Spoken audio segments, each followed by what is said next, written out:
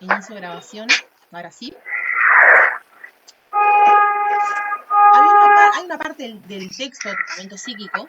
Quienes no lo leyeron todavía es este hermoso texto que además la escritura tampoco es muy amigable. Es como que todo mal con Freud, ¿no? Como que todo mal. O sea, difícil de entender, pero también la forma, no sé.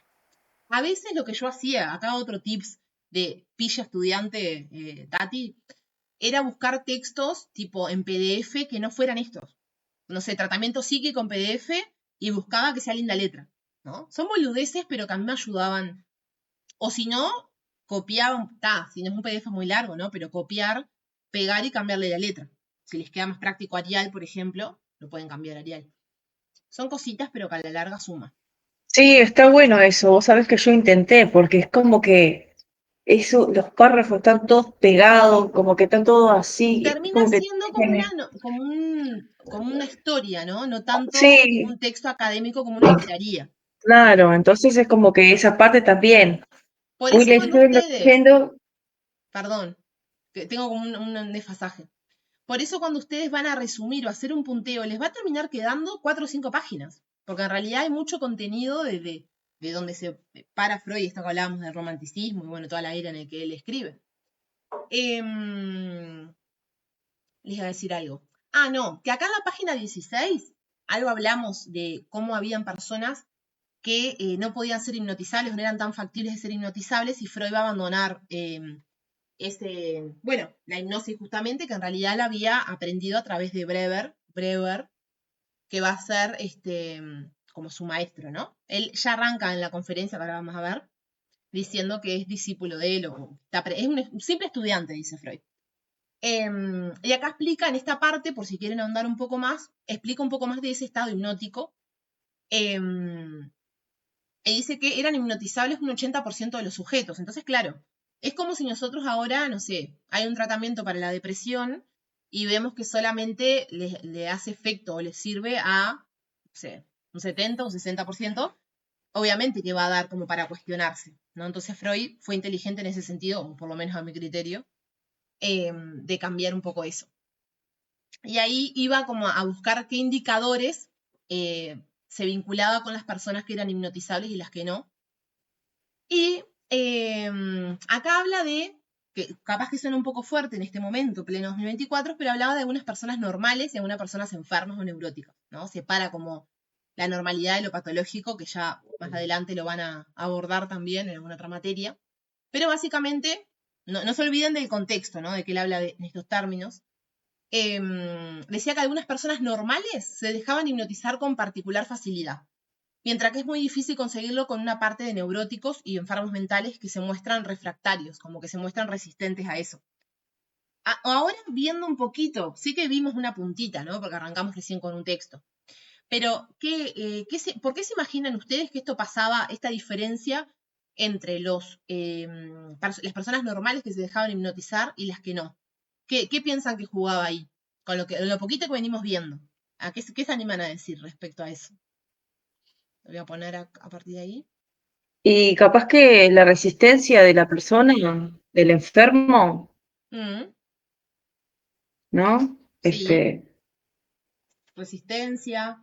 Una palabra parecida a la resistencia. Hay una parte del texto, si no mal no recuerdo, que habla de la voluntad de cada individuo de permitirse esto. Más La adelante, negación, justo más acá abajo habla de eso, ¿verdad? ¿Cómo, perdón? Sí, Leo. la negación. Negación también, sí. Es sí, resistencia. Es como un sinónimo de negación hablando de psicoanálisis, ¿no? En lenguaje de Eh, psicoanálisis.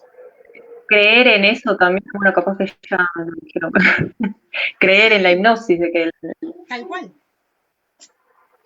Porque además, junto con la resistencia, lo que pasa es que tampoco quiero marearlos mucho, pero junto con la resistencia, una palabra que va a ir siempre de la mano, un concepto, mejor dicho, va a ser la represión. Y dice a la Freud, represión. ahí va, que la represión es esa fuerza que Sí. hace que justamente a lo que queremos llegar cuando hipnotizamos es la misma, con esa misma fuerza se va a mantener en resistencia justamente, para no llegar a eso que probablemente, justamente la persona lo reprime porque si llega a ese recuerdo le puede hacer mucho daño, ¿no? Por eso las personas normales, entre comillas, o sin ninguna enfermedad mental, entraban a su inconsciente directamente, digamos, y las otras había cierta resistencia. Es por el mismo estado, ¿no? A ver, y hoy en día se ve perfectamente, nosotros como pacientes, ¿no? No sé, me pasa pila de que me escriben, no sé, estamos en octubre, me escriben hoy para empezar terapia y la persona, bueno, bien, horarios, no sé qué, no sé cuánto, arancel, bla, y te contactan después el marzo para tener una primera sesión. ¿Eso cómo se llama? Es lo mismo que estamos hablando, en otros términos y más actual. Pero hay una resistencia a que la persona llegue a ese espacio y empiece a encontrar cosas que le van a doler. Muchas veces también yo siempre digo, bueno, las primeras sesiones probablemente llores un montón. No piensen que uno va y se libera, vieron como muy, muy romantizado todo, sino que, bueno, personas que, desde que empecé el psicólogo no paro de llorar. Y bueno, justamente todo eso que tenés reprimido va saliendo de a poco por los poros, ¿no? Ese llanto que no se aguanta, esa lagrimita que te para un ojito y sale en el otro. Entonces, un poco para bajarlo a tierra tiene que ver con eso. Después empieza a contar un poco lo que siente la persona hipnotizada, un ligero aturdimiento, mientras que el grado más alto que presenta rasgos asombrosos es el llamado sonambulismo, o sea, una especie de sonambulismo, observada como un fenómeno natural de caminar dormido. ¿Qué más decía sobre esto? Lo del rapport lo habíamos hablado también la vez pasada. Después más abajo sí habla de la voluntad, como decía la compañera, de qué tanto confía también en ese, creo que lo que decía Euge, ¿no? De la creencia, qué tanto confía en que puede el médico en este caso, en la época de Freud, que pudiera ayudarlo a través de eso, ¿no? Entonces, la incredulidad, no me salía la palabra. Después, bueno, dice, se llama sugestión al dicho del hipnotizador que ejerce los ya descritos efectos ensalmadores. Y se puede aplicar este nombre aún desde el principio, solo existe el propósito de producir un efecto parecido. Eso, ¿no? Como el ir a sugestionar, porque si pensamos en sugestión en palabras, o sea, ahora en la actualidad, es como esa intención de manipular, ¿no? Entonces ahí era como una manipulación hacia la psiquis de la persona, como para introducirse de a poco en ese inconsciente e ir tirando barreras. Bueno, algunos entonces obedecen a la sugestión y otros no, y ahí es cuando empiezan a buscar otro tipo de herramientas. Eso como en principio, les dejo de compartir ahí, y ahí ya quedan un par de páginas más. Si llegaron a seguir leyendo después y encuentran algo que no haya quedado muy claro, obviamente que me dicen. Lo mismo con los otros textos que vamos a dar. ¿Está? Bueno, ¿y las conferencias alguien las pudo leer? Voy a poner compartir de nuevo. Las conferencias que además son literalmente conferencias. No es que se llame conferencia por... ¿Alguien las leyó? ¿O leyó la primera por lo menos? Bueno, Sí, yo leí un poco la primera conferencia. Bien. La leí cuando la empecé a estudiar para las para el parcial, para el primer parcial. Que claro, lo tenés un Y poco más fresco porque lo estudiaste para ahora, ¿no? sí, no te creas, no tengo mucho más fresco porque me saqué un 2, así que no tengo nada fresco. Bueno, pero a veces no tiene que ver mucho con que no hayas estudiado. Ya Sí, sabemos que a veces se dificulta la forma en que nos quieren evaluar. Algo claro. seguramente queda ahí en tu recuerdo, ¿viste? Las huellas némicas, diría Freud. Sí, leyendo ahora, si me lo pongo a leer, me acuerdo más o menos. Además que la primera conferencia justamente, ahora vamos a ver un punteo y después vamos a ir al texto también, como para que queden copadas en seguir leyendo. Copados, perdón, Leo. El único varón hoy te abandonó Nicolás. No pasa nada. ¿Cómo es? Que es un caso que arranca justamente explicando el caso que trabaja con Brewer, que es de Ana O, justamente, que ya en conflicto psíquico hablaba un poco de ella, como esa primera histérica a la que Freud se acerca. Entonces es como bastante popular en esto, ¿no? En este caso puntual, que más o menos habla de los síntomas, después, bueno, nombra este método, ¿no? El método de la hipnosis, que si vamos al primer punteo que vimos, o el primer índice, estaría dentro de una de las técnicas que utiliza. ¿Cómo es que lo dice específicamente? Dentro de la evolución del método de estudio, o mejor dicho, sería la evolución del método de tratamientos, digamos, que va a ser la hipnosis. Después va a formar parte, obviamente, del cuerpo teórico, que van a ser otras herramientas que él va a utilizar, ¿no? Cómo trabajar con cada manifestación del inconsciente, por ejemplo. Pero por ahí, si ustedes están haciendo algún punteo o algo, hasta ahora como en stand-by quedaría el uso de la hipnosis como primera técnica que usa Freud con Weber, ya la venía usando él. No creo que les pregunten, pero pueden ser... Los profesores son malos, entonces no se sabe con qué te pueden salir. Que diferencien bien si Freud dice que lo trabajó con otro o solo. Porque está, Freud obviamente es como el más conocido, pero trabaja con otros, nombra a otros, de hecho, en algún otro texto. Así que bueno, literalmente, quien no leyó nunca las 5 conferencias, yo tengo un texto, bueno, creo que bajé el de acá de Eva, donde justamente están todas, una seguida de la otra, y van a ver que justamente el lenguaje va a ser de una persona que está prácticamente, sí, brindando esa charla, digamos, no solamente a otros médicos, sino que habían otros interesados, de hecho lo nombra, de que habían otras personas allí también. Entonces trata de usar palabras, bueno, más simples, pero no deja de ser complejo igual para nosotros. Así que bueno, nos vamos a encontrar con eso. Nos vamos a encontrar con alguno de la sintomatología, que ya algo habíamos nombrado la vez pasada también. Es como, también yo creo que enfatiza mucho este caso porque es el más florido, digamos, como el que tiene más cosas. Desde, bueno, temas físicos como la tos, por ejemplo, o no sé, o los delirios, ¿no? Si hablamos de enfermedad mental, como el delirio, como algo que puede estar ahí como agudo. Pero además, el asco a los alimentos, parálisis en las extremidades, la imposibilidad de hablar en su lengua materna. Esto del parálisis en las extremidades era uno de los signos donde ellos los médicos cuando hacían la anamnesis, que es como la primera evaluación, entendían que algo neurológico tenía que tener, que bueno, es todo lo que comanda nuestra columna vertebral y nuestro cerebro. Sin embargo, salió todo bien en esos estudios. Después, temas del lenguaje, de imposibilidad de hablar en su lengua materna y hablaban cualquier otro idioma. Esto ahora lo vamos a ver en el texto mismo que dice un montón de otras cosas, ¿no? Donde, bueno, Brever le empieza a hacer hipnosis y surgen relatos muy tristes sobre la enfermedad de su padre, porque ella, digamos, aparecen los síntomas, luego, todavía no había fallecido el papá cuando ella empieza a enfermar, justamente, ¿no? Y también, si lo vemos, no sé, como pasado a pleno siglo XXI, cuando hay un síndrome que se llama síndrome del cuidador, no sé si alguna vez lo escucharon, pero sería como esta somatización que tenemos las personas que cuidamos enfermos, ¿no? Por el estrés que nos genera, el cuidar del otro y el cuidar de nosotros mismos. Pasa mucho con quienes, por ejemplo, no sé, quienes tienen a un familiar con Alzheimer, con demencia, otras enfermedades, no sé, terminales, muchas veces terminan enfermando. Y bueno, acá obviamente que nos hablaba de ese síndrome, pues muy nuevo, pero hoy lo leemos en el 2024 y nos damos cuenta que era eso un poco lo que tenía, ¿no? Más, obviamente, todo lo que hablábamos de lo que era ser mujer en ese momento. Bueno, él hablaba sobre este relato de la enfermedad.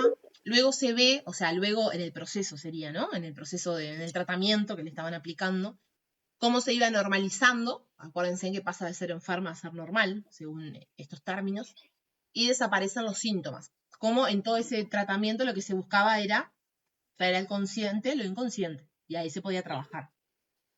Eso es algo que después lo van a ver muchísimo más adelante en alguna otra materia.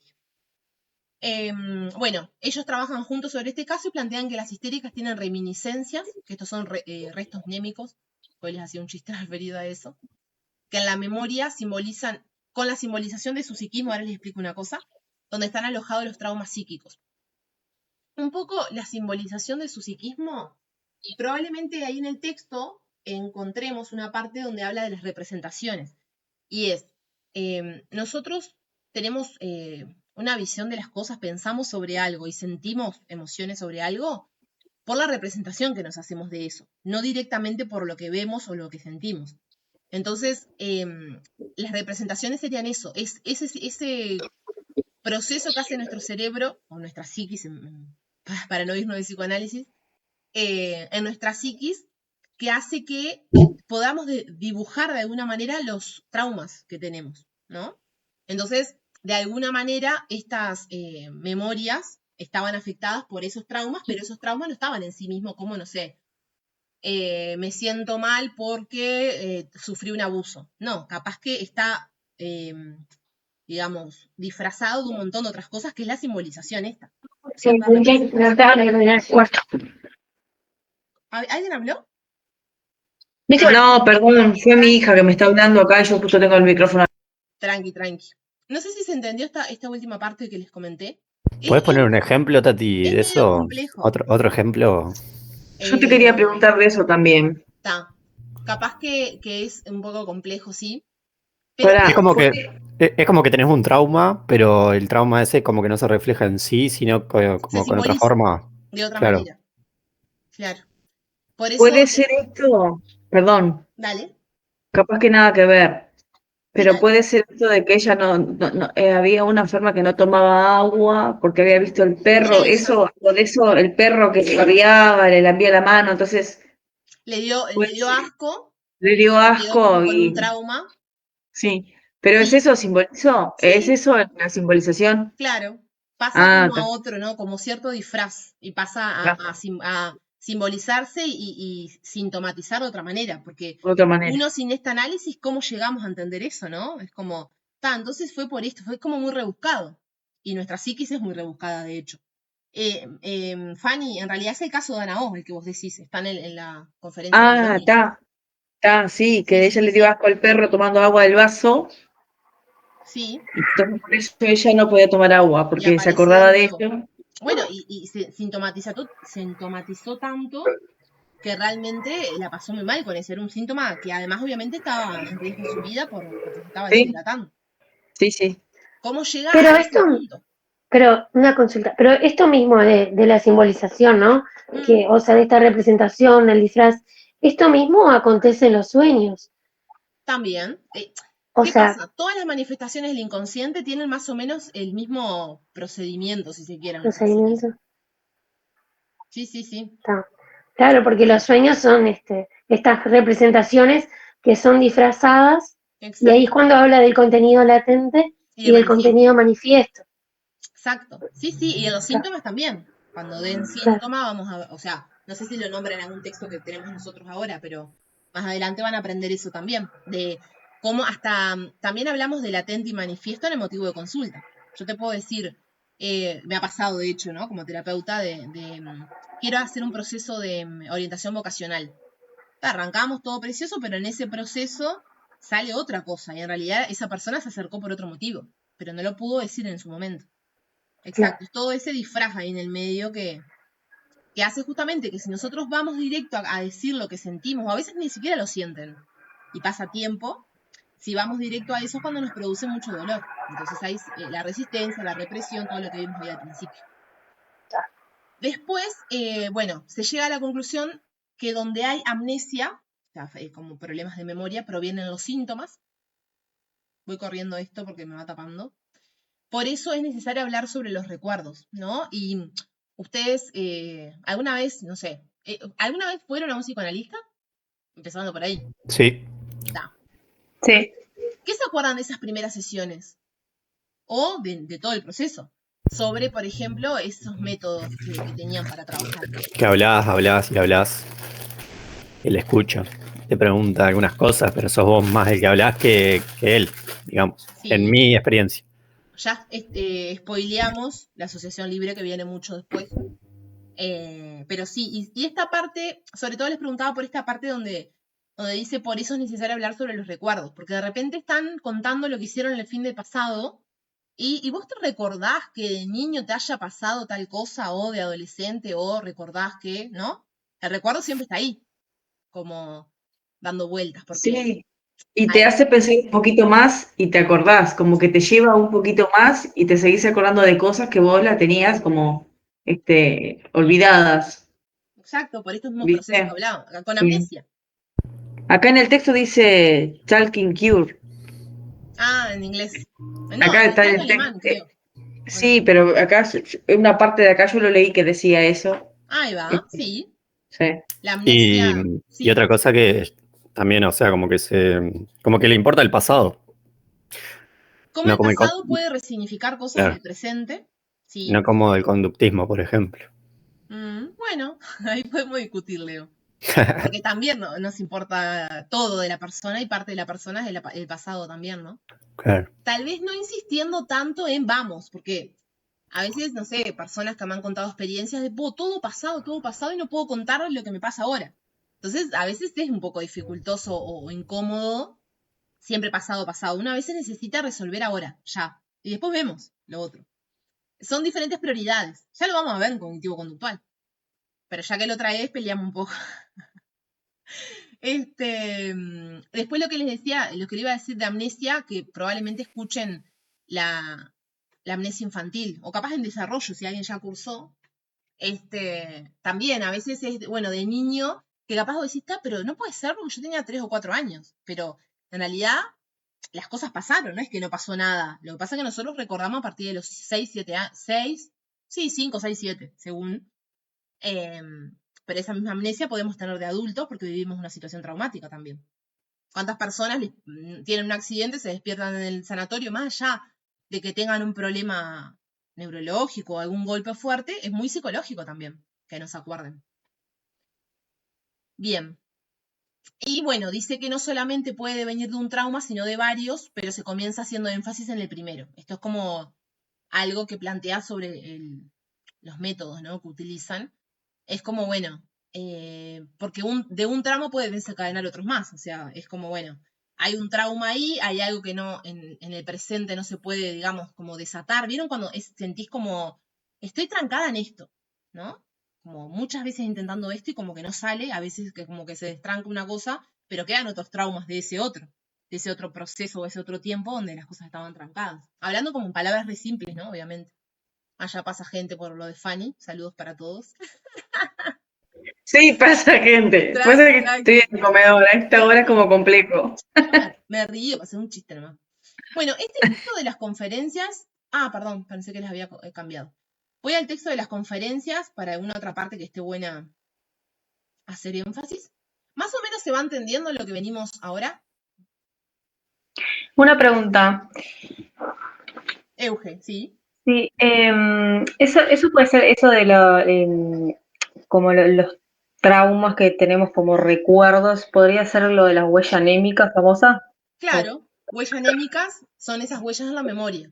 O sea, Claro, ahí va. sí, serían, sí, como esos espacios que quedan grabados y que Bien, quedan ahí va. guardaditos en el inconsciente. El inconsciente es como, Ah, claro, pensé que era en el preconsciente, ¿no? no sé en qué, lo que pasa es que según qué estemos Sí. leyendo, sobre qué estemos leyendo, es cómo lo explica, en realidad. Ah, bien, bien, ¿Vos bien, decís bien. en este texto? No, lo que pasa es que me recordé de otro texto Ah, que había por eso. tres, por eso. Probable, Este, sí, ¿de qué materia? articulación 3. Ah, articulación 3, está. No, porque en realidad después van a dar, pero ya en el cuarto semestre creo, van a tener fundamentos psicoanalíticos para la clínica o clínica 1, donde van a dar, o sea, estos textos es como un salpiconcito muy por arribita, pero después se van a meter.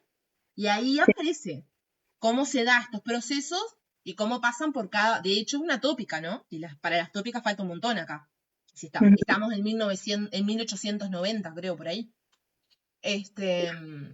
Y en una tópica, sí, la tópica del consciente, preconsciente, inconsciente. Consciente, preconsciente, inconsciente.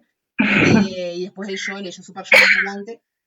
Pero acá puntualmente, quédate con eso, con los restos némicos en la memoria, son como como esos recuerdos que van a quedar alojados en nuestro Claro, porque en inconsciente. realidad en este texto no nombra la huella anémica, ¿no? Me En parece. realidad habla de restos, Claro, que claro, ya. probablemente vaya lo mismo. El tema es que, como Freud va a seguir, obviamente, estudiando eternamente hasta que creo que falleció escribiendo el hombre, van a ver cómo va avanzando mucho o Claro. sea, su escritura.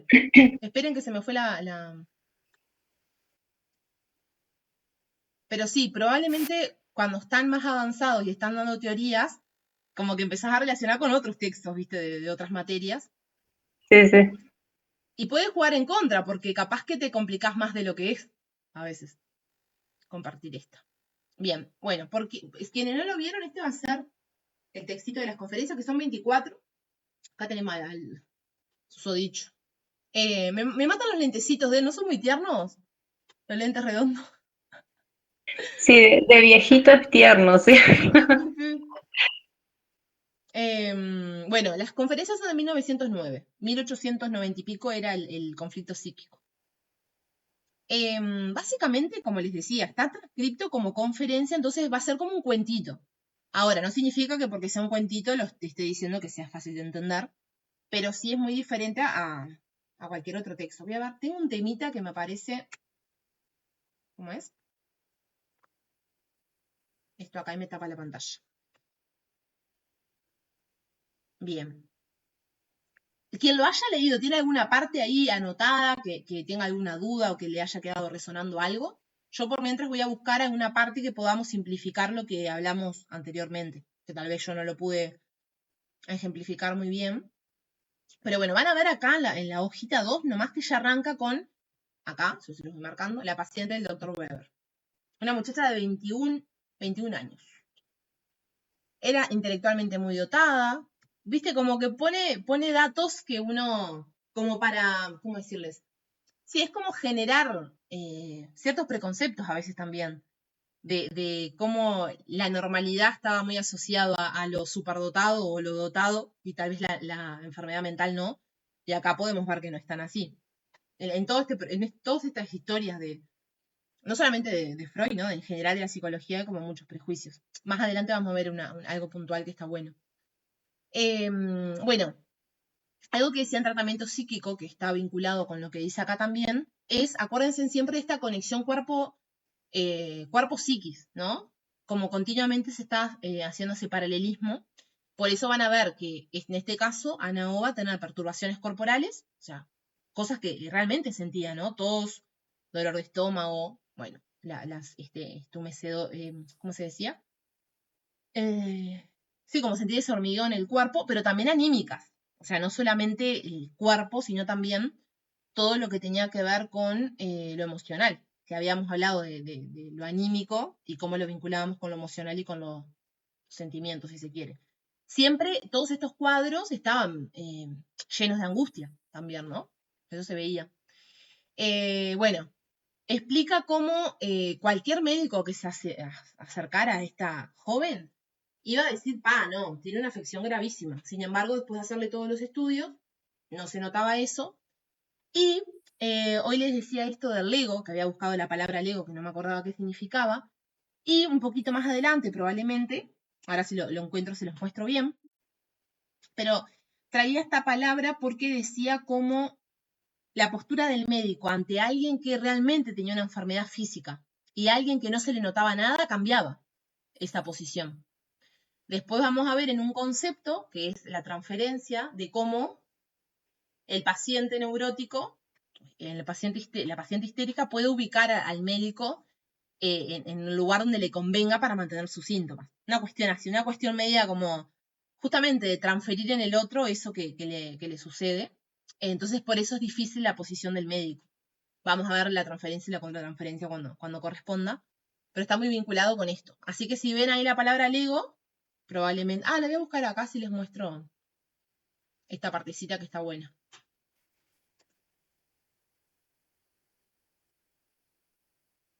Estamos en la página 2, a ver. Claro, lo que explica en realidad es que cuando al paciente se le cambia el diagnóstico y no se le dice, che, mirá que no tenés ninguna enfermedad física, y se le dice que tiene histeria, o en todo caso, o algo más a nivel anímico, psicológico, al paciente no le varía, dice Freud. En realidad, al que le varía es al médico, porque el médico tiene que cambiar su Lego, que es esto de la posición que va a tomar para poder, curarla, ¿no? En psicoanálisis hablamos de cura. Eso lo dice por acá.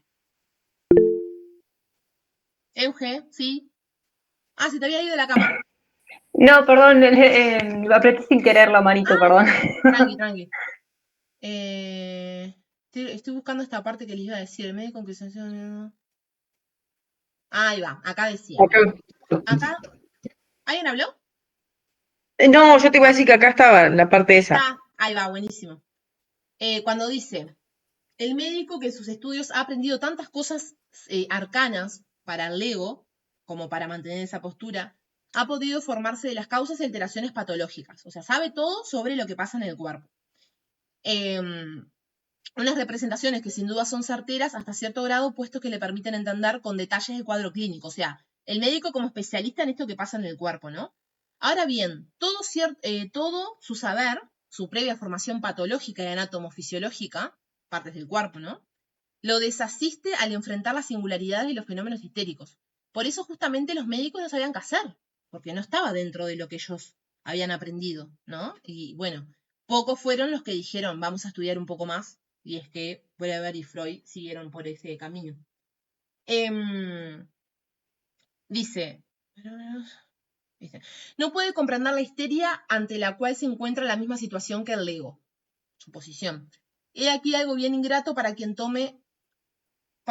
tanto se precia de su saber en otros terrenos, el saber fisiológico, ¿no? Por eso los histéricos pierden su simpatía, los considera como unas personas que infringen las leyes de su ciencia, tal como miran los ortodoxos a los heréticos, sería lo contrario de los ortodoxos, como más abiertos o liberales. Les atribuye toda la malignidad posible, los acusa de exageración, acá ven la parte importante, esto de cómo en el médico posicionaba, entre comillas, a a las histéricas, ¿no? Los acusa de exageración y deliberado engaño, simulación y los castiga quitándole su interés. Eso pasaba, o sea, era algo que pasaba cuando recién llegaba un paciente, ¿no? Con estas características. Y bueno, dice obviamente que él aclara que Weber no incurrió en esta falta con su paciente, sino que por el contrario le brindó simpatía e interés, aunque al comienzo no sabía cómo asistirla. Es probable que se lo facilitaran las notables cualidades espirituales y de carácter de ella, de las que da testimonio del historial clínico que redactó. Su amorosa observación pronto descubrió el camino que le posibilitaría el primer auxilio terapéutico. Van a ver que en psicoanálisis se habla de amor, ¿no? Pero no es un amor como nosotros lo entendemos culturalmente, sino la forma en que se acercaban a la persona en ese contexto médico, ¿no? Y cómo ese amor facilitó que pudieran, como dice acá, brindarle su primer auxilio terapéutico. Recién cuando pudo como aceptar que a ella le estaban pasando cosas fuera de los libros, ¿no? Que imagínense que a nivel ego de los médicos, esto era un montón. Era como yo, habiendo estudiado no sé cuántos miles de años y ser tan buen médico, no puedo llegar a un diagnóstico de estas personas. Es que en su cerebro no había pasado nada diferente. Bueno, tenía estados de ausencia. ¿Saben los que son estados de ausencia? ¿Una vez escucharon? Voy a correr esto así me entra el aire del aire acondicionado. Rompía toda la casa en vivo. Los estados de ausencia puede ser cuando quedan en blanco, que no, tipo, que no quedan como idos en otro. Sí, no es muy común, es más que nada las enfermedades más graves. Está muy salado porque también se los estudia como que, bueno, algo está pasando en su cerebro, pero es psicológico. Sí, es como esa estar perdido sin mirar un punto fijo, y que son segundos, ¿no? Pero realmente la persona ahí lo podés tocar, le podés poner algo frío, algo caliente, y nada, no sienten nada. Bueno, esos son estados de ausencia. Bueno, alteración psíquica con confusión, murmuración.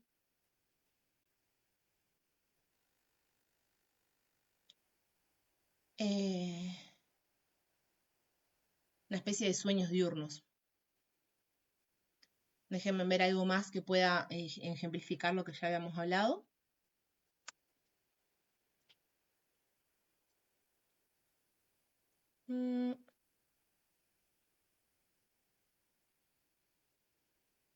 Bueno, Freud le da mucho hincapié en lo que ellos avanzaron para poder llegar a ayudar a esta persona, ¿no? Obviamente, ¡ay! Se me fue. Acá. Obviamente era, como saben, una conferencia donde, bueno, tenían que darse para adelante full. No deja de ser igual importante lo que hicieron. Bueno, después Freud, ¿qué pasa? Él toma a esa paciente junto con Breber, o sea, trabajan juntos, pero después Freud va a tener sus propias pacientes. Y ahí es cuando empieza a tomar decisiones diferentes en cuanto a los métodos que va a utilizar. No dice más nada de otro mundo. Es como muy historia. ¿Les pareció un poco más accesible que tratamiento psíquico a la hora de leer? Sí, sí, me pareció a mí mucho más fácil de entender, ¿no? Que el tratamiento físico. Sí. Sí, sí. Estoy buscando alguna otra cosita antes de pasar al 2. Esto es lo mismo, chicas. Obviamente que si todos no lo leyeron, cuando lo terminen de leer y si tienen marcado algo que les genere duda, confusión o lo que sea, siempre a la siguiente que nos veamos lo pueden traer. No es que, bueno, damos por terminado y nunca más. De hecho, vamos a volver también cuando hagamos un repaso y hagamos prácticas de preguntas, que va a ser cuando terminemos el módulo de cognitivo-conductual, así tenemos por lo menos 2 para diferenciar. Si no, es como, a ver, ustedes van a tener que responder de 5 módulos diferentes. Si nosotros hacemos de 1 a 1, es como un engaño, porque bueno, estudiamos un montón y tenemos fresco esto, pero la idea es ver que puedan diferenciar las teorías también. Eso es algo que, no sé si lo descubrí yo sola, capaz que un montón de gente, pero me fui dando cuenta en el tiempo que a ustedes, o sea, a los estudiantes, les cuesta un montón diferenciar las técnicas, diferenciar las teorías. No sé, esas palabras claves, ¿no? Cognitivo-conductual no se habla de cura, no se habla de alma. Puedo decir un montón de listados de cosas que se los voy a ir diciendo a la medida que avancemos. Leo, ¿habías levantado la mano vos? Sí, o sea, quería como a grandes rasgos, ¿qué sería como o sea, el uso de la hipnosis como tratamiento y todo eso, como la primera? ¿En la primera conferencia? Sí. Sí, a grandes rasgos, en realidad lo que nombra va a ser todo el caso de Ana O y cómo trabajaron con ella. Ah, Después, en las otras conferencias va a ir agregando de a poco, van a nombrar manifestaciones del inconsciente, van a nombrar otras técnicas que van a empezar a utilizar, que ya hoy hablamos de 2, en realidad, al final, cuando yo les pregunté su experiencia siendo psicoanalizados, sabemos que la última va a ser la asociación libre, ¿no? sí, Asociar sí. libremente. Pero o sea, que la primera es como eso, como la La hipnosis, primera, y el caso de Ana O, solo claro, sí, más la nada. primera no es mucho más que eso. No. Obviamente que lo pueden enriquecer con la lectura, en Sí, esto sí, sí. siempre, ¿no? Este vaivén de, bueno, el Bien. punteo a grandes rasgos que yo puedo extraer como para que no se, o sea, todo se va más o menos a manejar ante esto, alrededor de esto, y después esas historias que van sumando también, y que les ayuda a ir agregando más palabras a su diccionario de psicoanálisis. Bien. A la segunda, ya en la primera conferencia al final plantea que él se va de donde estaba. No me acuerdo bien cómo se llamaba la universidad, ahora si después me acuerdo les digo. Pero bueno, en esta segunda conferencia, él ya se encuentra en Francia, estudiando con Charcot y Janet. Por eso les digo que cuando nombra a otras personas o algo, porque evidentemente él no hacía todos estos estudios solo, ¿no? Era como un conjunto. Como ustedes haciendo trabajo para referencial, más o menos. Bueno, así era Freud con sus colegas. En esta instancia es donde Freud habla de que no todos los pacientes son hipnotizables. Esto, ¿se acuerdan que hoy le hablamos? Pero desde conflicto psíquico. Acá en la segunda lo pueden combinar con eso también. Y tenía que pensar, otro método para que afloren los recuerdos y a partir de ellos puedas disminuir los síntomas. Se da cuenta de que los recuerdos estaban siendo forzados a no salir. Ya nos readelantamos, porque esto lo hablamos hace un rato. Y ustedes lo trajeron además, de este proceso en psicoanálisis como la resistencia, palabra así como clave, y es la fuerza que mantiene el recuerdo en el inconsciente, así mantiene el estado patológico, esa misma fuerza. Relacionado con este proceso podemos hablar de la represión como el mecanismo por el cual se produce el olvido. Está vinculado, por eso le digo, es resistencia, represión, resistencia. En la clínica 1, en el cuarto semestre, ahí lo van a poder explicar mucho mejor y poder entender más en profundidad. Hasta ahora quédense con estos conceptos vinculados a cómo se mantiene el estado patológico y cómo el mecanismo en el caso de la represión, que es el por el cual se produce ese olvido, que hablábamos hoy de las las huellas en la memoria y todo eso. Cuando algo se reprime pasa del consciente al inconsciente y la resistencia lo mantiene ahí. Es así como se forman las manifestaciones del inconsciente, en este caso proviene el síntoma. Acá ya, bueno, tenemos las palabras como claves, ¿no? Resistencia, represión y el síntoma. Entonces, ¿qué sería el síntoma? Así como, ¿dónde estaría dentro del punteo este de la introducción? Esto sería. Esperen. ¿Dónde está el síntoma acá? Ella hace preguntas para tomar agua, ¿viste? A respirar. Lo dijeron varias veces hoy. Ustedes lo saben. Hay represión y resistencia acá. ¿El inconsciente? Es una manifestación del inconsciente. Ah, Ahí va.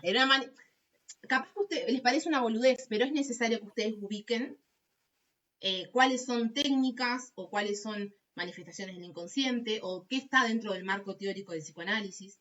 Ese es no sé si, sí, probablemente lo hablé con ustedes, como hacerse como esta diferenciación, que igual vamos a volver cuando repasemos, pero ese cuadrante o en su cabeza o escrito, pero que pueda marcar las diferencias de lo que se habla en psicoanálisis y en las otras corrientes. Bueno, justamente a partir de este mecanismo de la represión es que pasa esta información, esto que nos pasa del consciente al inconsciente, y la resistencia lo va a mantener, y en este caso que veníamos hablando del caso de Ana hoy, de las otras personas que él va a trabajar en este momento, digamos, son estos casos que de lo que más había eran síntomas. Después en algún otro momento iremos a algún otro caso donde lo que más se veía eran los sueños de repente. Pero cabe destacar acá, ya que traigo estas dos manifestaciones, que no es que una valga más que la otra, es decir, una persona o uno puede ir a una sesión de terapia, de psicoterapia, donde hay síntomas y también hay sueños. Y es todo un cúmulo, porque nosotros somos todo eso. Entonces, el psicoanalista lo analiza todo junto, ¿no? Bueno, no es que, no, hoy no vamos a trabajar sueño. No, la idea es que la persona en esa asociación libre va poniendo ahí sobre la mesa con su terapeuta todo eso para trabajar juntos. No es que se va a priorizar una cosa o la otra, como hablábamos de solamente el síntoma, sino que con los sueños pasa lo mismo. Dice, se puede decir que esos procesos anímicos ahorran el displacer en el sujeto. Ahorran el displacer sería como ahorrarse el sufrimiento, ¿no? La angustia que nos genera recordar. Y si pensamos en cuando... no me entiendo ni yo qué puse acá. Y si pensamos en cuando viene al recuerdo o al consciente genera dolor. Es esto básicamente. Como si recordamos esos traumas nos generan angustia. Y obviamente, yo siempre hago esta pregunta, ¿no? No sé, no quiero estar más así, ¿no? Como cuando las personas están angustiadas. Y es bueno, a ver, sí, si nosotros tuviéramos para elegir dos caminos, ¿no? Ya tenés felicidad, amor, paz, armonía, y para allá tenés quilombo, problemas, conflictos, llanto, y obviamente que queremos estar de este lado. Nadie elige este otro, pero cuando estamos ahí, la idea es poder ir caminando hacia el otro lado. Pero bueno, el psicoanálisis tiene toda una teoría que maneja, bueno, de cómo encontramos a veces, acá habla del displacer en el sujeto, como que lo quiere evitar porque estamos preliminarmente, o sea, muy empezando en la teoría de Freud, pero después va a armar otras teorías, que es como en el displacer le genera placer igual, y se mantiene ahí.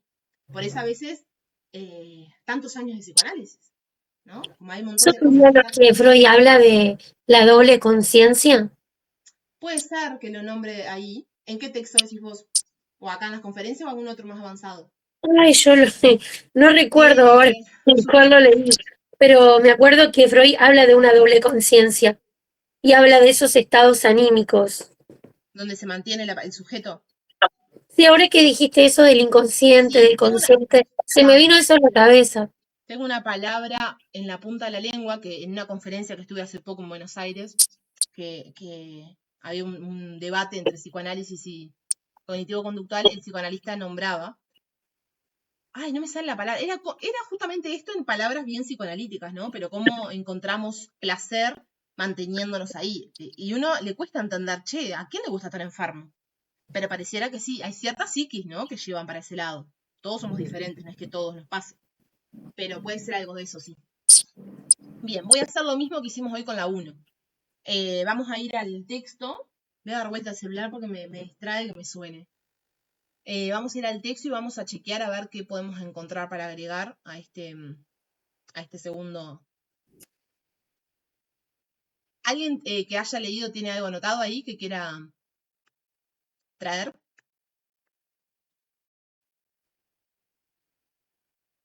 ¿Qué calor que está haciendo? Dios mío, hace más calor ahora que hoy de mañana. Ah, mirá, acá lo que vos decías, Fanny, del talking curve. No soy muy buena en inglés.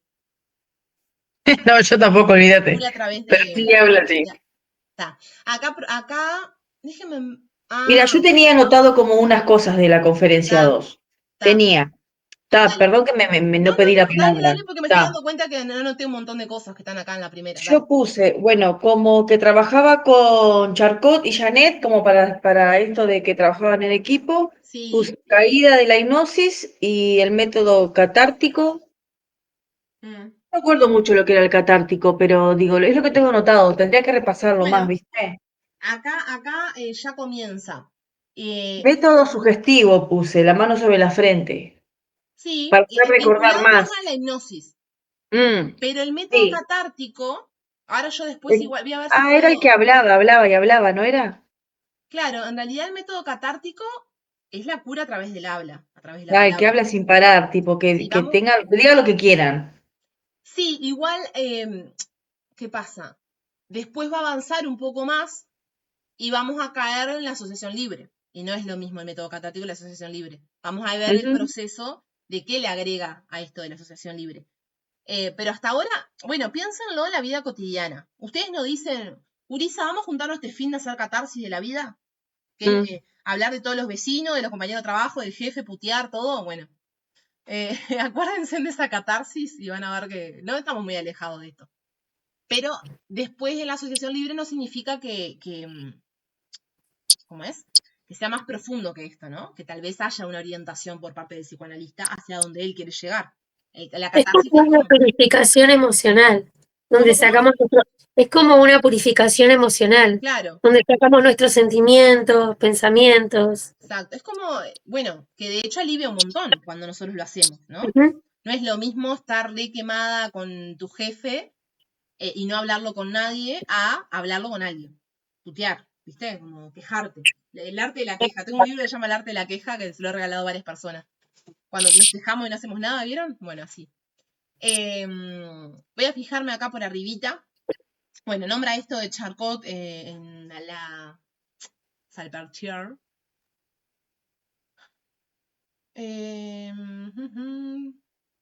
¿Dónde está? Recién acabo de leer lo de...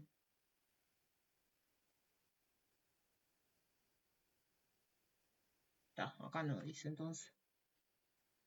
Yo leí método... acá está, tratamiento catártico. Está. Tomaba como punto de partida el tratamiento catártico de la primera paciente de Breber. En realidad, ¿cómo es? La hipnosis como inicialmente una técnica puntual para que a partir de ahí la persona hablara, ¿no? Y cuando él deja o sea, o mejor dicho, entiende esto que hablábamos, de que no todos son hipnotizables, es cuando empieza a trabajar con el método catártico.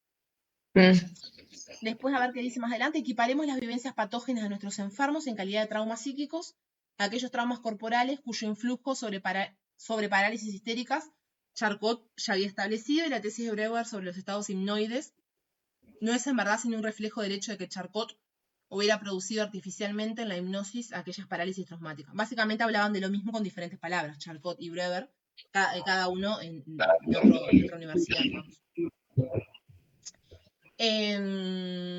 Fue discípulo. Déjenme buscar más del método catártico, a ver si dice algo más.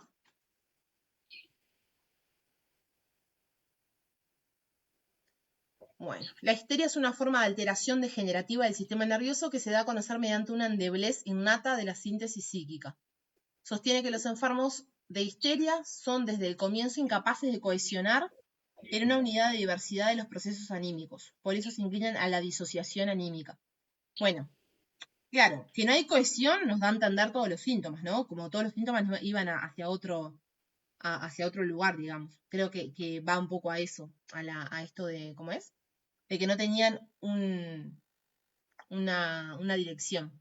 Pero después, ay, ¿dónde está? La disociación anímica, un poco lo que hablábamos hoy, de disociación anímica hoy en día yo le digo, ¿cómo es? ¿Finjo demencia y sigo adelante? Bueno, sería como una cuestión de fingir demencia. De cuando nos disociamos para no sufrir, es otro mecanismo de defensa que utilizamos para salir como del momento presente donde encontramos sufrimiento.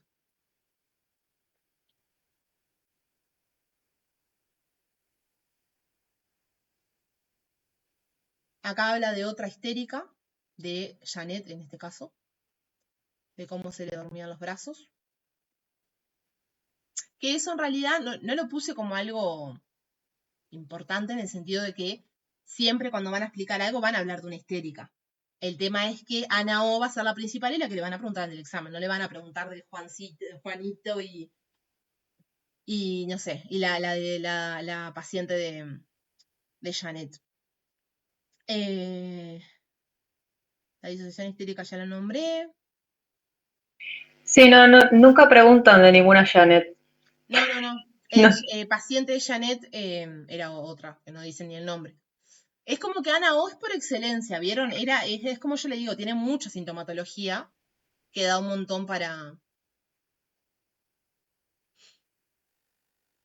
Ah, bien. Acá explica lo del paso de la hipnosis al tratamiento catártico o cómo lo mantiene.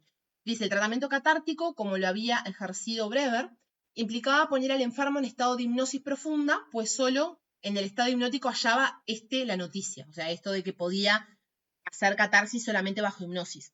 Ahora bien, la hipnosis pronto empezó a desagradarme, como un recurso tornadizo y por así decir místico. Lo que hablábamos hoy de la creencia o no creer o no creer. Místico. Y cuando hice la experiencia de que a pesar de todos mis empeños solo conseguía poner en el estado hipnótico una fracción de mis enfermos, me resolví a designar la hipnosis e independizar de ella al tratamiento catártico. O sea, prescindir de la hipnosis y pasar directamente al método catártico sin necesidad de hipnotizar. Puesto que no podía alterar a voluntad el estado psíquico de la mayoría de mis pacientes, me orienté a trabajar con su estado normal. Estado normal también en términos de que la persona no esté en plena crisis histérica, ¿no? Sino que pueda hacer un tratamiento donde nosotros no vamos al psicólogo solo cuando estamos en crisis muriéndonos del llanto, ¿no? Y de angustia. Uno hace un tratamiento donde hay momentos que no les da la sensación a veces quienes están haciendo terapia, ¿qué le voy a contar hoy a mi psicóloga si no tuve ningún quilombo en la semana? En realidad no tiene por qué haber quilombo. Siempre hay algo para poder trabajar. A veces son solamente noticias lindas, el reconocimiento de lo que hemos logrado. ¿Dónde me quedé? Yo hablo después y me pierdo en lo que estoy leyendo. Se planteaba la tarea de averiguar del enfermo algo que uno no sabía y que ni él mismo sabía. ¿Cómo podía esperarse averiguarlo no obstante? Esto de que el paciente no era consciente, obviamente, de lo que le pasaba. Entonces acudió en mi auxilio el recuerdo de un experimento muy asombroso e instructivo que yo había presenciado junto a fulano de tal. Este demostró por entonces que las personas a quienes él había puesto en sonambulismo hipnótico, esta especie de sonambulismo, ¿no?, a través de la hipnosis, haciéndoles vivenciar que ese estado toda clase de cosas. Solo en apariencia habían perdido el recuerdo de que lo vivenciaron sonámbulas y era posible despertarles tales recuerdos aún en el estado normal. Imagínense que era hasta violento, porque las personas en estado hipnótico volvían a vivir ciertos traumas, ¿no? Entonces, termina siendo como algo que tampoco en la actualidad se podría utilizar. Por algo también, en ese momento no había, ¿cómo decirles? No tenían un castigo los médicos o no había tanto de repente. Sí, criticaban un montón lo que pasaba, pero imagínense ahora, si nosotros hacemos eso en sesión psicológica, estamos en el horno, terminaríamos presos todos los psicólogos. Cuando les inquiría por sus vivencias sonámbulas, al comienzo aseveraban, por cierto, no saber nada, pero si él no desistía, si las esforzaba, si les aseguraba que, empero, lo sabían, en todos los casos volvían a acudirles esos recuerdos olvidados. Se las forzaba a llegar a ese recuerdo, por más que estuviera como en resistencia.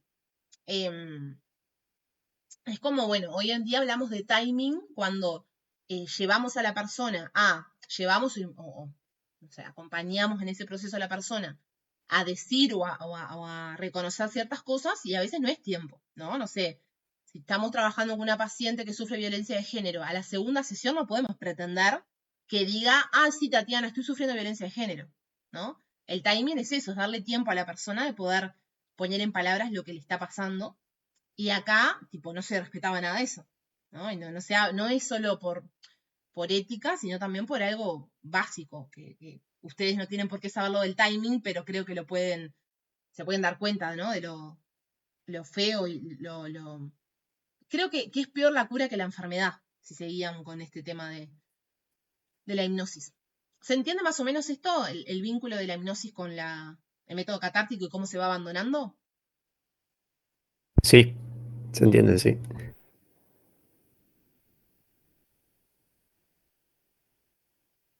Acá repite lo de la resistencia y la represión, que ya se los dejé ahí en la presentación.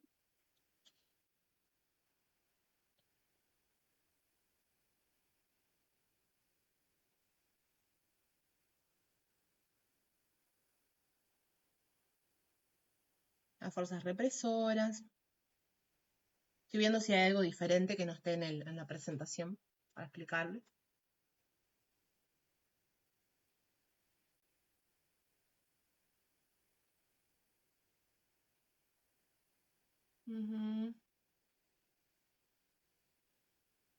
Bueno, habla de otros casos también, casos de enamoramientos, y cómo aparecen los síntomas cuando se reprime justamente hasta el amor, ¿no? Para explicar los procesos de represión.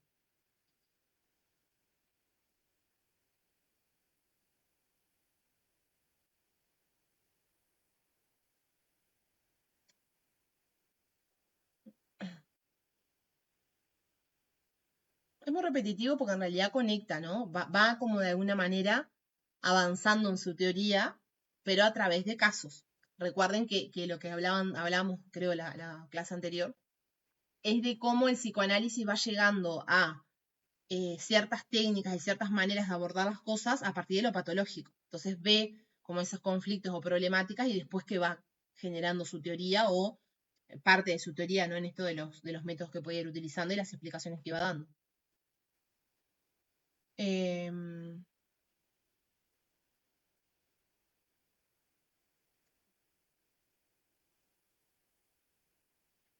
No veo mucho más que eso, pero les digo lo mismo que el anterior.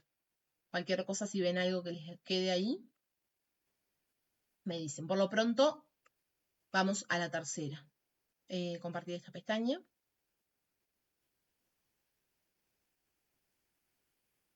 Aparece otro mecanismo. Ya a esta altura como las palabras se me van. Vemos entonces. Bueno, la tercera conferencia. Al entender que no todas las personas son hipnotizables, comienza a decir que él prefiere dar lugar a que el paciente pueda decir todas sus ocurrencias, que más adelante va a llamar asociación libre. Y consiste en pedirle al sujeto que diga todo lo que se le venga a la mente al momento de la sesión y haga caso omiso a cualquier pensamiento que lo quiera reprimir de hacerlo, como esa lucha hacia la represión. Porque hacerle caso a esas fuerzas provocaría el efecto inverso, que no pueda expresarse. No importa si lo que piensa es desagradable, solo se lo va a escuchar sin juzgar. Acá la principal diferencia con el método catártico es esto que les decía hoy, que tiene que ver con cierta orientación de lo que es la asociación libre en sí mismo, ¿no?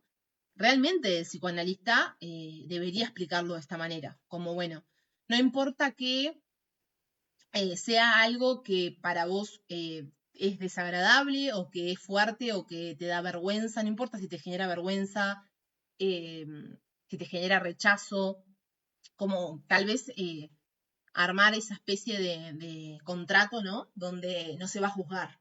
Entonces, esto de todo lo que se te venga a la mente, haciéndole caso omiso, no sé bien cómo ponía acá, pero más o menos así, hacerle caso omiso a todo lo que venga a la mente, que pueda reprimir eso, porque justamente lo que se viene a la mente en ese momento va a ser motivo de reprimirse, por todo lo que veníamos hablando anteriormente. Entonces, bueno, el psicoanalista le nombra esto de que va a escuchar sin juzgar. Y además, lo que hasta ahora solamente había traído ¿cómo es? Una manifestación, que eran los síntomas, ahora va a traer otra manifestación que es la menos conocida y la menos estudiada por Freud, que son los chistes. ¿Viste? Cuando coloquialmente decimos, dale, en ese chiste algo de verdad. Y bueno, y los psicoanalistas es como te lo plantean, ¿no? Bueno, ese chiste, yo no te lo voy a creer como que está en chiste. Se da mismo en la psicoterapia. Son insultos o ideas desfiguradas de lo que realmente se quiere decir. También está muy vinculado con los lapsus en el lenguaje, de cómo a veces decimos una cosa, queríamos decir otra, o a veces nombramos con otro nombre a las personas. Esa es otra manifestación del inconsciente. Dentro de los actos fallidos, ¿no? Y después los actos fallidos, como en general, el acto que se busca se reemplaza por otro. Estos deben ser considerados síntomas porque expresan impulsos escondidos en la inconsciencia y proviene de la represión. Recuerden lo que les decía hoy, en realidad se van a estudiar todos los, ¿cómo es? Todas las manifestaciones juntas y no es que una esté sobre la otra.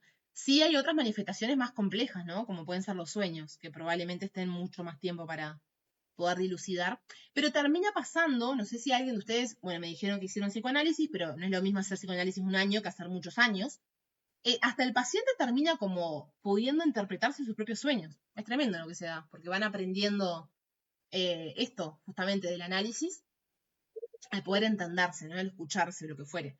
Pasa también desde otras corrientes psicológicas que no lo decimos como, bueno, aprendés ¿cómo es? A ver qué significan tus sueños, pero sí aprender a escuchar tu cuerpo, a escuchar tus emociones, a sentir cómo se siente en el cuerpo, bueno, de otras maneras, pero más o menos va lo mismo. ¿Se entiende lo que son los chistes, los actos fallidos? Los lapsus se los nombré por ahí como parte de los actos fallidos. Esto en el texto igual está como hay algún ejemplo de algo, pero va bien como a lo concreto. Y como otra de las manifestaciones del inconsciente, y es una de las partes del psicoanálisis que a los estudiantes más les gusta estudiar, pero lástima, no se entusiasmen porque dan re poco, solamente dan el texto de 1900 creo que es la interpretación de los sueños. Es como algo que todo el mundo deja para estudiar después que se recibe, porque no te da la vida, son no sé cuántas páginas. Pero bueno, dice que es una manifestación del inconsciente y se trata se dice que es, y esto no quiero adelantarme, pero creo que está, es una de las preguntas que de cabeza va a examen, ¿no? A ver, bueno. Como manifestación del inconsciente es una de las que más le hace hincapié en este caso. Es conocida como la vía regia del acceso al inconsciente. Estos sueños sufren desconfiguración y se clasifican latentes y manifiestos. Hoy la compañera Diana lo comentó. ¿Todos saben lo que significa latente y manifiesto? Porque capaz que lo hablamos como muy seguros todos y tal vez alguien no sabe. ¿O tienen una idea de qué es? No, la verdad que no me acuerdo. ¿Nada? ¿Alguien más? ¿O alguien que sepa? O sea, el manifiesto es como, por ejemplo, en un sueño se nos manifiesta tal cual. Por ejemplo, soñé con tal y tal cosa. Eso sería el manifiesto. Y el latente sería el significado, la interpretación que deberíamos darle a ese sueño. El significado. Sí. Creo que va por ahí. Está. También lo manifiesto tiene que ver con lo que verdaderamente soñamos que nunca llegamos a acceder. O sea, hay algo que se llama el trabajo del sueño, que no sé si está acá. Acá está justo el trabajo del sueño. Que es un mecanismo, digamos, que a través de ese mecanismo es que nosotros nos vamos olvidando apenas nos despertamos. Si nosotros soñamos algo ahora y nos despertamos y no lo notamos, ¿qué pasa? Nos olvidamos. Y puede pasar 10 minutos, 5 minutos, lo querés contar y no te acordás. Entonces, ese manifiesto es al que nunca prácticamente vamos a acceder. Solamente que podemos, o sea, interpretándolo podría como dilucidarse alguna cosa y ya no es manifiesto tampoco. ¿no? Sí. Y lo latente es el significado, como decís vos, y a lo que se lleva más adelante en todo ese proceso. Vamos a ver puntualmente qué dice acá en el texto. Los manifiestos son tal cual, perdón, los manifiestos son tal cual se los recuerda al día siguiente, si es que nos acordamos, ¿no? O sea, realmente el sueño. Y su sentido latente es la significación desconfigurada del sueño, es decir, el significado inconsciente. Que ahí también juega mucho nuestro consciente en el sentido de cómo nosotros vinculamos también ese sueño, ¿no? No sé. Muchas personas le ponen este énfasis de, claro, yo soñé con esto porque en realidad lo estoy deseando un montón. Y sí pueden ser manifestaciones de deseos, pero no tiene nada que ver con eso puntual. No sé, que una mujer sueñe que está embarazada no significa que está embarazada sí o sí. Porque si no, imagínense, ¿para qué existen los test y lo vamos a enterar en el sueño? En realidad, el embarazo puede significar, bueno, que se vienen cosas nuevas, como un nacimiento de un nuevo trabajo, no sé, me parece medio como el signo, ¿no? Como el horóscopo. Pero más o menos es como mucho más profundo de lo que realmente se sueña. Y a veces, no sé si lo dice acá, pero hay muchos sueños, o los más comunes son los restos diurnos, los que quedan justamente de lo que vivimos en el día. Entonces, no les sorprenda si hoy de noche sueñan con una clase, que capaz ven que somos 2 o capaz que ven que son 80 y es como raro, porque nada que ver, pero al mismo tiempo sí está vinculado, ¿no? O sueñan con alguno de los que están acá, o con esto, pero súper ridículo, ¿no? Porque también el sueño tiene como esta mezcla de, en el sueño estaba mi madre, pero en realidad no era la cara de mi madre, ¿no? Como todo eso. Bueno, acá el proceso de desconfiguración que les decía que era el trabajo del sueño, es de lo que realmente se sueña, a lo que manifestamos que soñamos. O sea, por eso les digo, nosotros nos olvidamos de todo, pero sí podemos dar cuenta, yo ayer soñé contigo. Pero cuando querés saber, ahí es cuando empieza a trabajar esa represión. Con lo que se recuerda manifiesta se llama trabajo del sueño. ¿Está? Cuando se llega a conocer el sueño, se llegan a conocer los deseos reprimidos y los complejos reprimidos. Sumado a lo que, por ejemplo, en el síntoma hablábamos de los traumas que están por detrás, todo lo que hablamos anteriormente. En el sueño está muy vinculado con los deseos y los complejos reprimidos. Mucho más los deseos. Siempre van a ver por ahí que el tema de los sueños, cuando aparecen, tienen como estos deseos. Y ya les digo, están súper desconfigurados. No se crean mucho esto de soñar que van a ser millonarios y se levantan y dicen, te gasto toda la plata porque yo voy a ser millonario. Ahí estamos ante otro problema, chicos. Directo a la puerta del Vilar de Bo. A ver, vamos al 3. Bueno, pensé que nos iba a dar para 2 nomás, pero nos dio bastante. Vamos al 3 a ver qué encontramos. Diferente a lo que venimos hablando.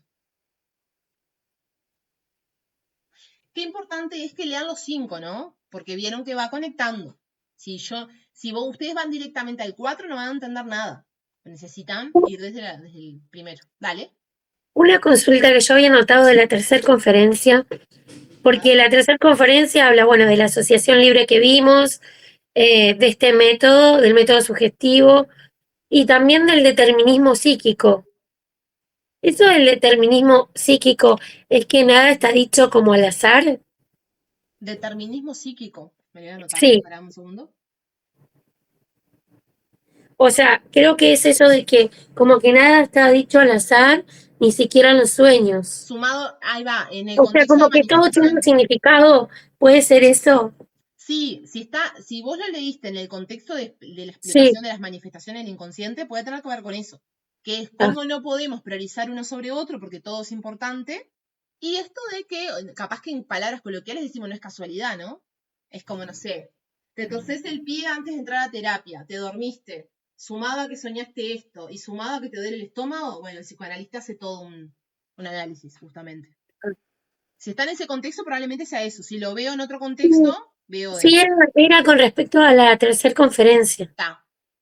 Ahora vamos a ver cuántas páginas tiene. Dame un segundito, así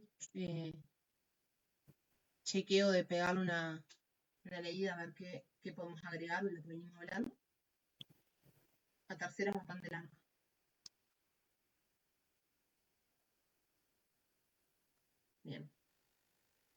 fijamos. ¿Alguien más tiene algo anotado de la tercera que quiera traer? Por mientras que yo busco algo. Busco algo para agregar. ¿Dónde estás? Acá.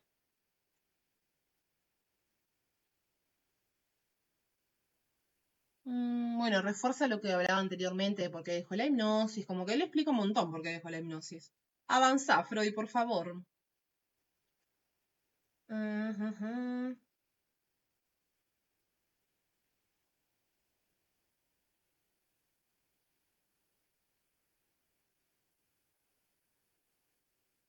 Acá está lo que decías. Debo aseverar que a menudo es muy provechoso tener prejuicios. Sustentaba yo una elevada opinión sobre el determinismo de los procesos anímicos. Determinismo sí. Y no podía creer que una ocurrencia del enfermo, ocurrencia se le llama, ¿no?, como a cualquier manifestación que aparezca, de los procesos anímicos, emocionales, sentimentales, y no podía creer que una ocurrencia, volví a lo mismo, producida por él en un estado de tensa atención, fuera enteramente arbitrario y careciera de nexos con la representación olvidada que buscábamos. En cuanto al hecho de que no fuera idéntica a esta última, se explicaba de manera satisfactoria a partir de la situación psicológica presupuesta. Cómo toda esta mezcla de contrarios pueden llegar a eso que estaban buscando de alguna manera. A ver qué más dice abajo. En los enfermos bajo tratamiento ejercían su acción eficaz dos fuerzas encontradas. Por una parte, su afán consciente de traer a la conciencia lo olvidado, presente en su inconsciente, y por otra, la consabida resistencia que se resolvía contra ese devenir consciente de lo reprimido o de sus retoños. Retoños también es como lo que queda de la memoria. Si la resistencia era igual a 0 o muy pequeña, lo olvidado devenía consciente sin desconfiguración. Por ejemplo, el trabajo del sueño que hablábamos hoy. Cabía entonces suponer que la desconfiguración de lo buscado resultaría tanto mayor cuanto más grande fuera la resistencia al devenir consciente. Ahí, en la sesión con el psicoterapeuta, digamos, aparecía mucho eso, de que a veces cuanto más se quería ir a ese recuerdo, más resistencia había y más difícil se hacía. Por eso hablábamos del timing también. Por ende, la ocurrencia del enfermo que acudía en vez de lo buscado había nacido en ella misma como un síntoma. Era una nueva, artificiosa y efímera formación sustitutiva de lo reprimido. La formación sustitutiva es un concepto que es medio complejo, que seguramente lo vean más adelante. ¿Dónde está?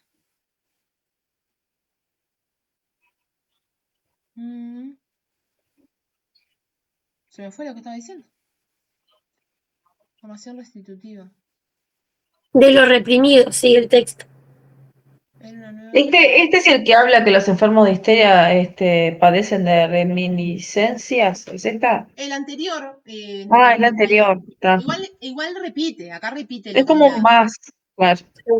Va tomando mucho de cómo se trabajaba antes, cómo se trabajaba ahora. Bueno, retoma lo de dejar la hipnosis. La represión y la resistencia la sigue nombrando porque está dentro de... A ver, no habría manifestaciones del inconsciente si no hay resistencia y represión. Esos mecanismos, esas fuerzas. Entonces, siempre va a nombrar la resistencia y la represión en ese sentido. Que obviamente lo va explicando ahí, no es que haya un concepto. Por eso, el psicoanálisis, yo les diría que casi nunca van a encontrar un concepto en el texto, porque son conferencias y son charlas que daba Freud. Sí lo van a encontrar en el diccionario de Laplanche, que yo les decía como para... Que de hecho en el diccionario también hace alusión a los textos, ¿no? No es tampoco la resistencia, es esto. Es Freud decía en tal lado que, entonces también tienen que leer bastante.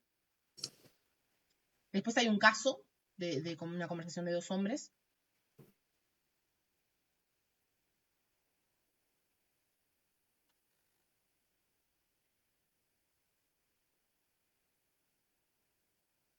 Ocurrencias, dejamos al enfermo decir lo que quiere, nos atenemos a la premisa de que no puede ocurrírsele otra cosa que lo que de manera indirecta dependa del complejo buscado.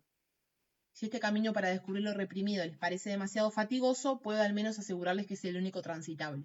La única manera que estaba encontrando hasta el momento de llegar al inconsciente, entre comillas, del paciente.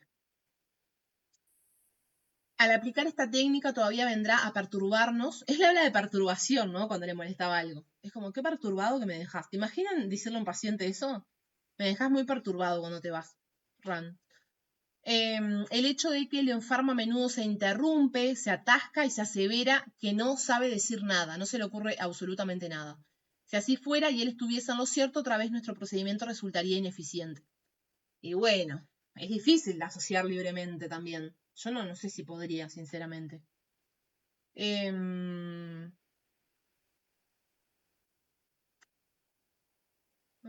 Bueno, su apariencia se produce solo porque el enfermo, bajo el influjo de las resistencias, que se disfrazan en la forma de diversos juicios críticos, ¿se acuerdan que hoy hablábamos de cómo cuando se lo guiaba a la asociación libre, digamos, se le decía que dejara como por fuera todo lo que son los juicios críticos acerca de lo que él decía y todo esto? Un poco ahí explica como eso del disfraz que hablábamos también detrás de los síntomas. El modo de protegerse de ello es prever esa conducta y pedirle que no haga caso a esa crítica. Explica un poco más de la técnica, les diría.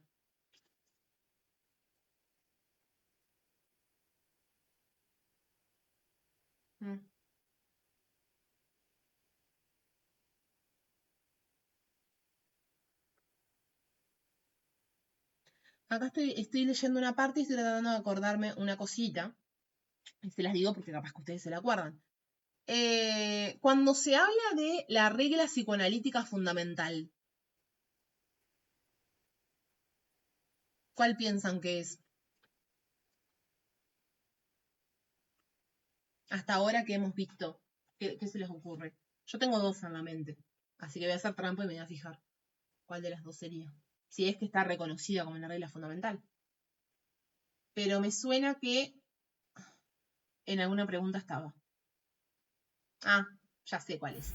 Era una de las dos. ¿La observación? En realidad está más vinculado con las técnicas o catarsis o asociación libre. Que igual, esto que decís igual es re importante, ¿no? Es difícil decir que una lo que pasa es que, claro, es difícil decir como un método o una regla es fundamental, siendo que es todo fundamental, porque acá el psicoanálisis no deja nada por fuera.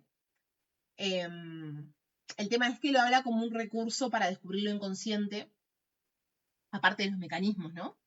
Sería como la asociación libre, la regla fundamental. Así que sería la palabra, le podríamos pasar como a la palabra.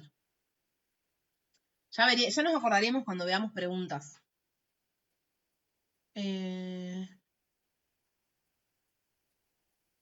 ver si encuentro algo más. Si ustedes van viendo en los grupos de WhatsApp que pasan preguntas, mándenlo al grupo nuestro de teorías, así vamos juntando. Y yo después voy a hacer una selección, porque claro, hay preguntas o hay exámenes de hace un montón de años que no sé, igual los textos son más o menos lo mismo, pero por las dudas para que, ¿cómo es? Sea más actual, digamos. Pero ustedes mandan lo que haya y yo lo voy viendo. Bueno, acá en la página 13 del PDF sigue explicando lo de los sueños. Todo lo que dimos. No todos los sueños son para el soñante ajenos, incomprensibles y confusos.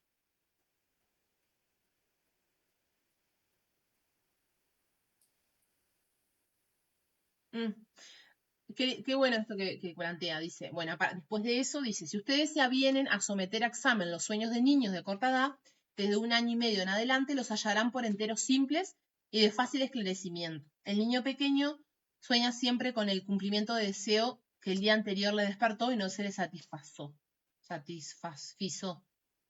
No hace falta ningún arte interpretativo para hallar esta solución simple, sino solamente para averiguar las vivencias que el niño tuvo la víspera, el día del sueño. Sin duda obtendríamos la solución más satisfactoria del enigma del sueño si también los sueños de los adultos no fueran otra cosa que de los niños. Estos cumplimientos de emociones de deseo nacidas al día del sueño. Y así es efectivamente las dificultades que estorban esta solución pueda eliminarse paso a paso por medio de un análisis más penetrante de los sueños. Obviamente que cuando hace esta comparación da a entender como que si nosotros los adultos tuviéramos una psique tan simple como la de los niños, sería re fácil como llegar a nuestro inconsciente. Sin embargo, tenemos, obviamente, una conciencia ahí y todos los mecanismos represivos que hace que sea más difícil acceder. Los adultos somos complicados. Por eso cuando llegamos a la adultez, decimos, ¿por qué de niño quería ser adulto? Bueno, la psicología creo que encontró la respuesta ahí. Somos hipercomplejos. Bueno, después sigue hablando del contenido manifiesto, de latente. Está todo ampliar, ¿no? Siempre. Hay, en este texto, en esta conferencia van a encontrar como estos casos, ¿no? O estas frases que explican todo lo que veníamos hablando. Sigue nombrando la asociación libre.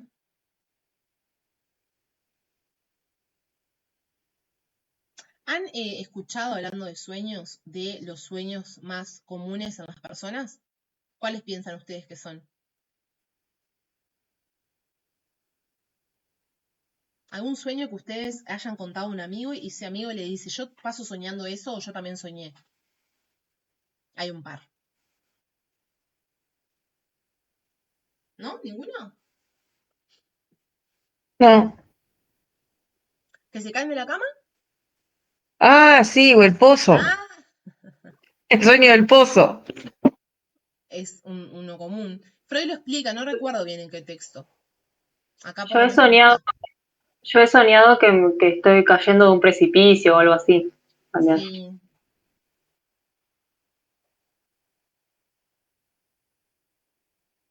Fijándome si hay algo más, igual lo repaso para la próxima y vemos qué podemos agregar.